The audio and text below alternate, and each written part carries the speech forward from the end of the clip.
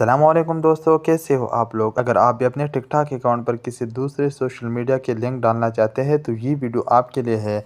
आपने करना क्या है, अपने टिकटॉक प्रोफाइल पर आना है और यहाँ पर आने के बाद आपने एडिट पर क्लिक करना है।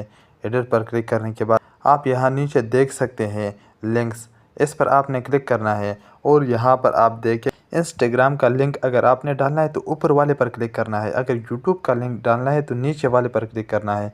ये मैं यूट्यूब का लिंक डाल रहा हूँ, अब मैं नीचे वाले पर क्लिक करूँगा। आप थोड़ा इंतज़ार करो। उसके बाद यहाँ पर सारे यूट्यूब चैनलों का ईमेल ओपन करके आ गया। यहाँ पर जिस भी यूट्यूब चैनल का आपने लिंक यहाँ पर डालना है, अटैच करना है टिकटॉक अकाउंट के साथ, उस पर आपने क्लिक करना है। यहाँ पर क्लिक करने के बाद आपका ऑटोमेटिकली वो चैनल आ जाएगा और उस यूट्यूब का चैनल आपका टिकटॉक अकाउंट से लिंक हो जाए। कोई भी इस लिंक पर क्लिक करेगा तो सीधे जाके आपके यूट्यूब चैनल पर ही लैंड होगा। अगर आपको ये वीडियो अच्छी लगी तो इस वीडियो को लाइक और चैनल को सब्सक्राइब कर ले। Thank you.